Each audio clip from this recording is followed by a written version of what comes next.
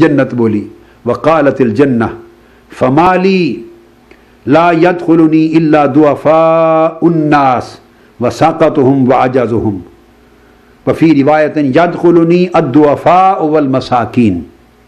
تو جنت نے کہا کہ درست ہے ان میں سے کوئی میرے پاس نہیں ہے، میرے پاس تو سارے کے سارے ضعفاء ہیں، کمزور ہیں، غریب ہیں، مسکین ہیں، دبے ہوئے ہیں، پسے ہوئے ہیں اور گرے ہوئے لوگ ہیں اور عاجزی والے لوگ ہیں، جنہیں لوگوں نے اپنی نگاہوں سے گرا دیا تھا، جنہیں مالدار نہیں سمجھا تھا، غریب گھرانے کا آدمی تھا، مسکین تھا، محتاج تھا، ضرورت مند تھا، بڑوں کی جن پر نگاہ نہیں پڑتی تھی، وہ گرے ہوئے لوگ میرے اندر ہیں، اور عاجزی انکساری والے میرے پاس ہیں جنت میں، اور کمزور ضعفاء مسکین لوگ میرے پاس ہیں. سب ضعفاء مساکین کی کثرت میرے پاس ہے. اس پر پھر اللہ رب العزت نے اب فیصلہ فرمایا، دوزخ اور جنت کے مکالمے پر، ڈیبیٹ پر، مناظرے پر فیصلہ کیا. فقال اللہ للجنہ، اللہ تعالیٰ نے جنت سے کہا انت رحمتی، اے جنت تو میری رحمت ہے. اب جنت کو جواب دیا تو میری رحمت ہے. ارحم بک من اشاء من عبادی، تو میں اپنے بندوں میں سے جس پر رحمت کرنا چاہتا ہوں تیرے سپرد کر دیتا ہوں. اپنے بندوں میں سے جس سے پیار کرتا ہوں، محبت کرتا ہوں اور چاہتا ہوں کہ اسے اپنی رحمت فراواں اور رحمت بے حساب کے ساتھ نوازوں، جس پر رحمت کرنا چاہتا ہوں اسے تجھ میں داخل کر دیتا ہوں، چونکہ تو میری رحمت ہے، تو میرا جوار رحمت ہے، تو میرا دائرہ رحمت ہے، تو میرا دامن رحمت ہے. جس پہ رحمت کرنا چاہتا ہوں تیرے سپرد کر دیتا ہوں. پھر اللہ پاک نے دوزخ سے خطاب کیا وقال للنار انت عذابی، اے دوزخ تو میرا عذاب ہے.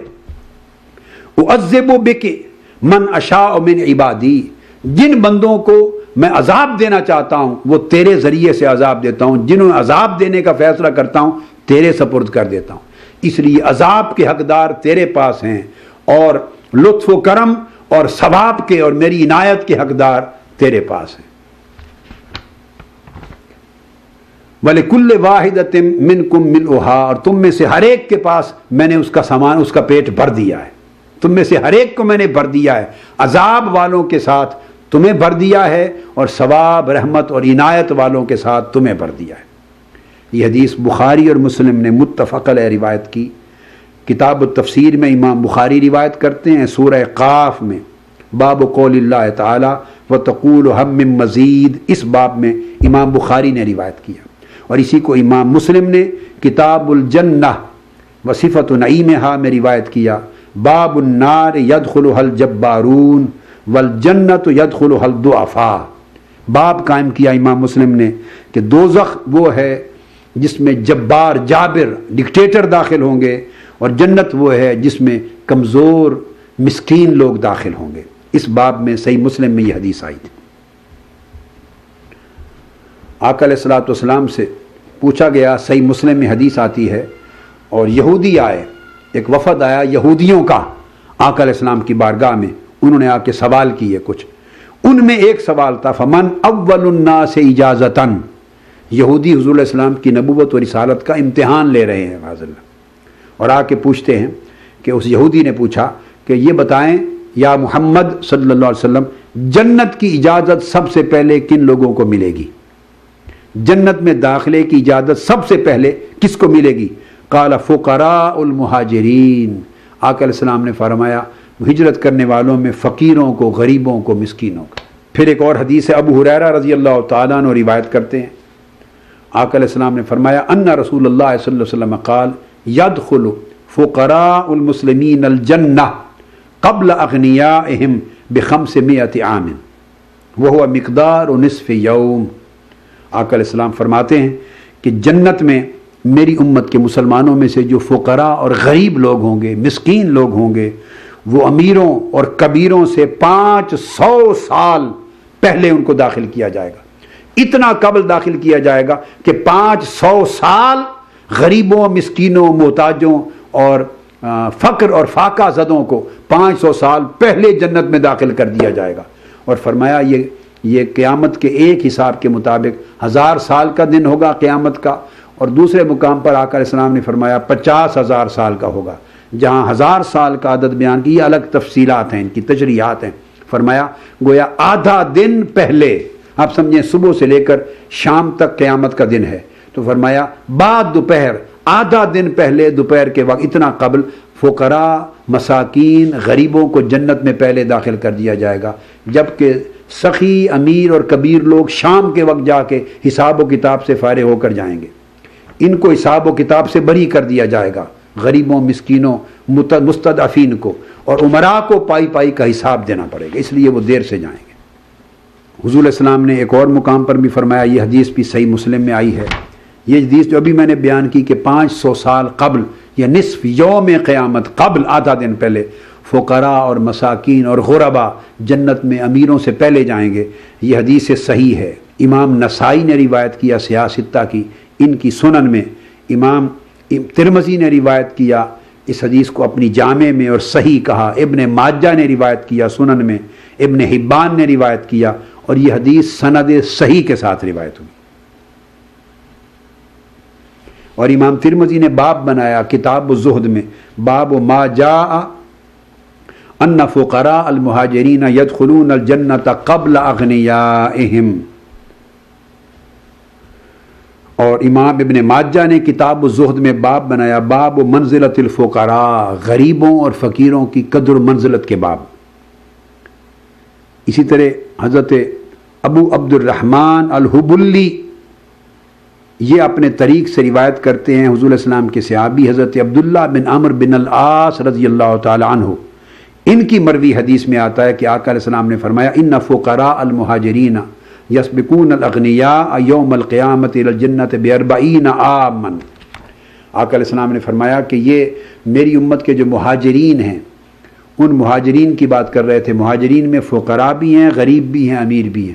فرمایا میری امت کے مہاجرین میں سے جو فقراء ہیں وہ اغنیاء سے 40 سال پہلے جنت میں بھیج دیے جائیں گے. 40 سال پہلے، اتنی مدت پہلے انہیں جنت میں بھیج دیا جائے گا. پھر حضور صلی اللہ علیہ وآلہ وسلم سے اور ارشادات میں، یہ جو کمزور ہیں، حاجت مند لوگ ہیں، اب ان کی مدد کرنے کو کتنا افضل قرار دیا.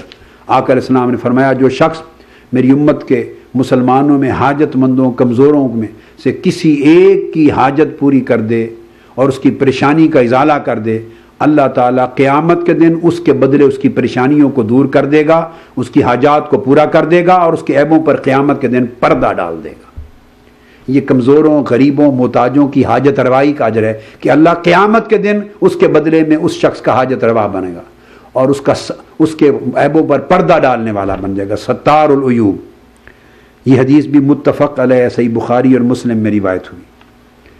ایک اور بڑا ایمان افروز مضمون ہے جو اس حدیث میں آ رہا ہے، جس کو حضرت سہل بن سعد ساعدی رضی اللہ تعالیٰ عنہ روایت کرتے ہیں، اور یہ حدیث بھی صحیح بخاری میں روایت ہوئی ہے.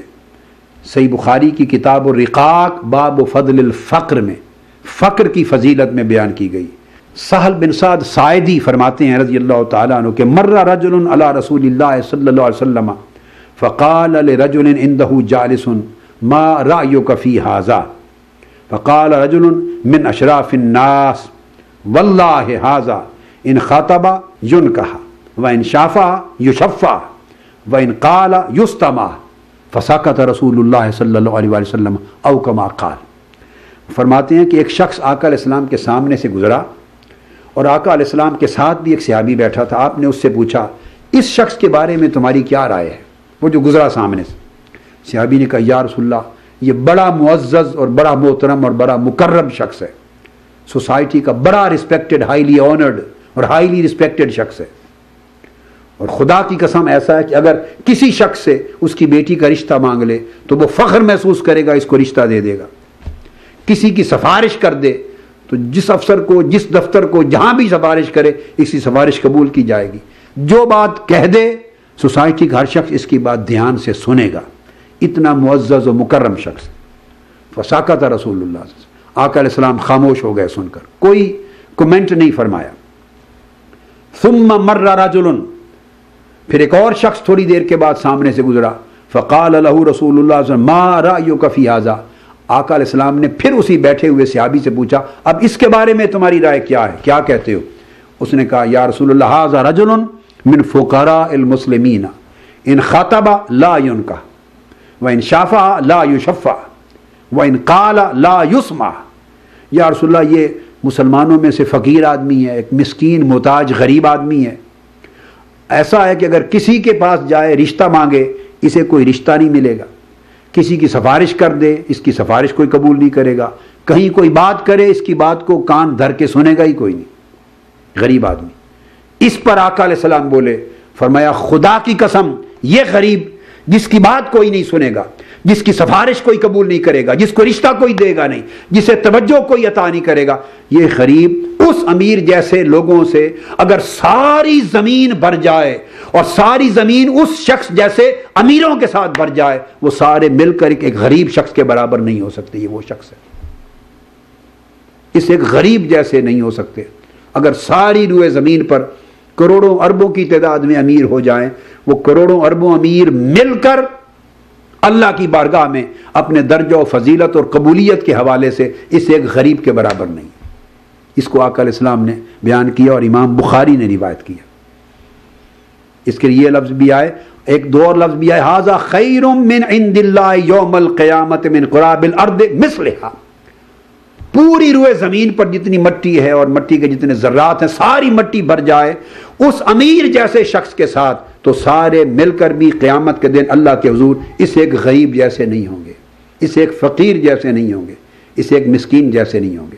یہ صحیح بخاری میں بھی حدیث آئی اور حضرت ابو ذر رضی اللہ تعالیٰ عنہ کی روایت کے ساتھ یہ حدیث مسند امام احمد بن حنبل میں بھی آئی، مصنف ابن ابی شیبہ میں بھی آئی، کشف الاستار مسند بزار میں بھی آئی، امام طبرانی کی موجم میں بھی آئی، اور یہ حدیث بھی رجال صحیح کے ساتھ روایت ہوئی، اور اس حدیث کی سند کو بھی امام ابن حبان نے صحیح کہا۔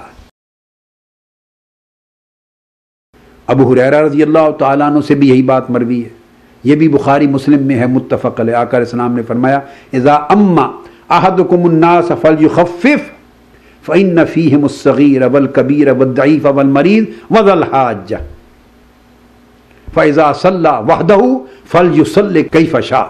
آقا علیہ السلام نے فرمایا جب تم باجماعت نماز پڑھاؤ اور امامت کرو تو فَلْيُخَفِّف، نماز کو مختصر کیا کرو، چونکہ تمہارے پیچھے اقتداء کرنے والے چھوٹے بچے بھی ہوں گے، ضعیف بھی ہوں گے، بوڑھے بھی ہوں گے، کمزور بھی ہوں گے، مریض بھی ہوں گے، اور کئی حاجت مند بھی ہوں گے جنہوں نے نماز سے فارغ اور کسی کام کے لیے جانا ہے، لہٰذا مختصر کرو، سب کا خیال رکھو۔ اور جب تنہا نماز پڑھ رہے ہو اکیلے فَلْيُصَلِّ كَيْفَ شَاءَ، پھر وہ شخص جتنی چاہے لمبی قرات کرے، جتنا لمبا چاہے قیام کرے ساری رات کا، جو اس کا جسمانی طاقت اجازت دیتی ہے، مگر جب جماعت کراؤ تو کمزوروں کا خیال رکھو اور نرمی سے کراؤ۔ آقا علیہ السلام نے ایک بنیادی اصول عطا کیا ہے۔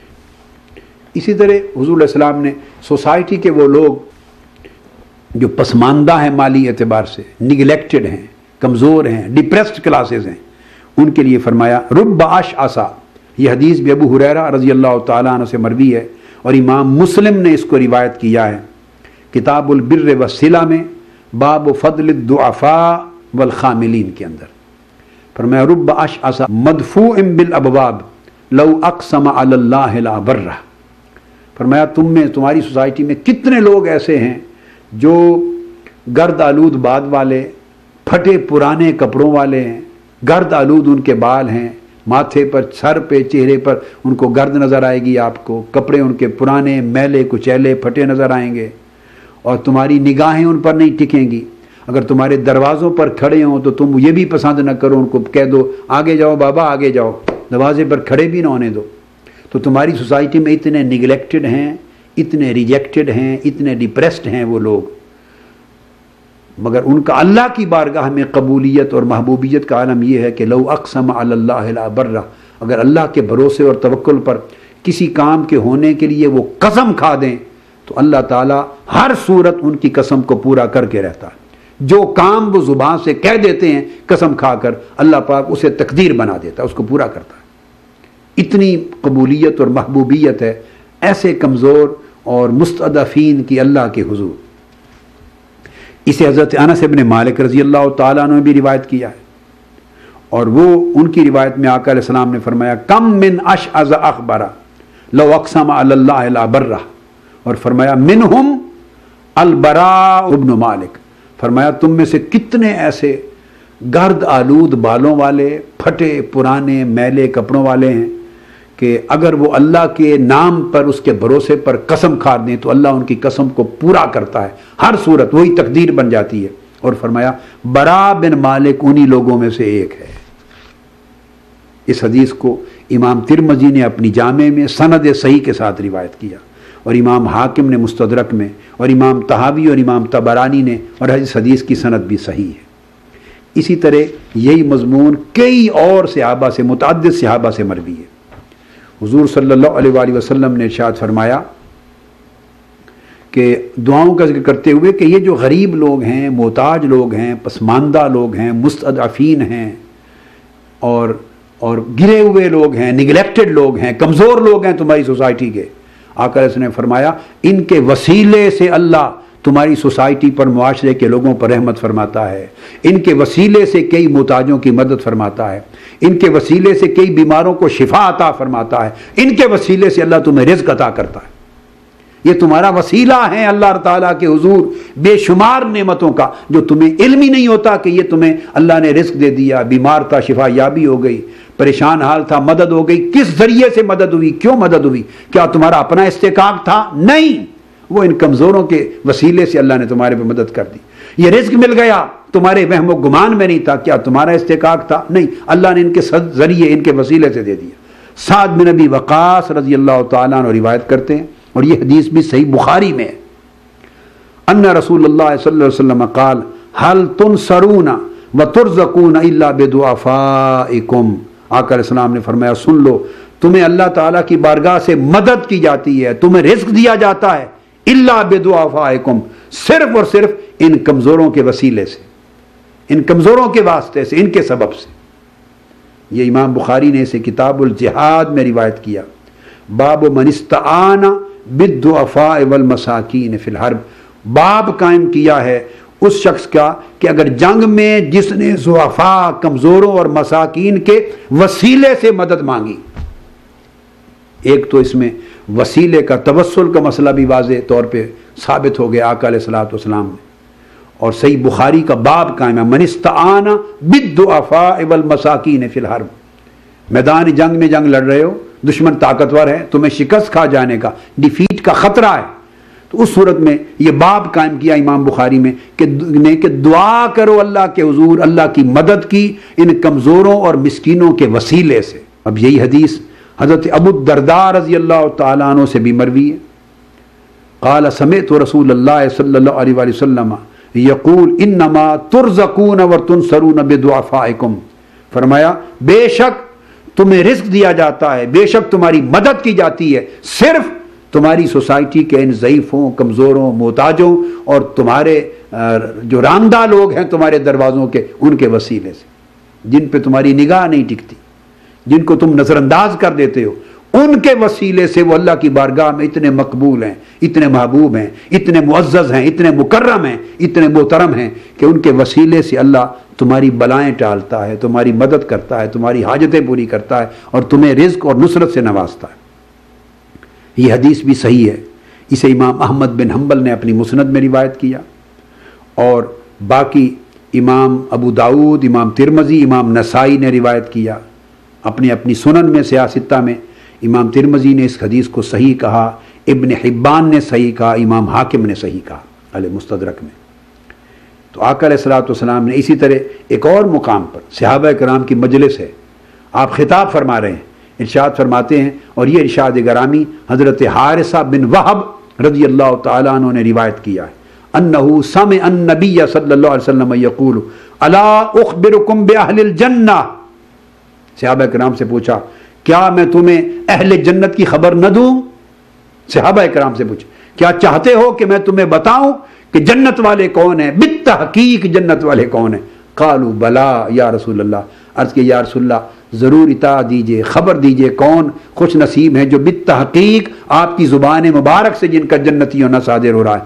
قال کل ضعیف متضعف لو اقسم علی اللہ لا برہ، ہر وہ ضعیف شخص جسے نظر انداز کر دیا گیا ہے، جسے پسماندہ بنا دیا گیا ہے، جو مستضعفین میں سے ہے، ایکسپلائٹیشن نے، مہنگائی نے، غربت نے، پریشانی نے، ظلم نے، جبر نے، سوسائٹی نے ان سے وسائل چھین لیے ہیں، جینے کا حق چھین لیا ہے، وہ دبے ہوئے پسے ہوئے لوگ ہیں، تو تمہاری سوسائٹی کے کمزور پسے ہوئے لوگ جن کو تم نے نظر انداز کر رکھا ہے، اور ان کا حال اللہ کی بارگاہ میں یہ ہے کہ اس کے بھروسے پر قسم کھا دے تو ان کی قسم کو اللہ تقدیر بنا دیتا ہے۔ فرمایا یہ لوگ بالتحقیق اہل جنت ہیں۔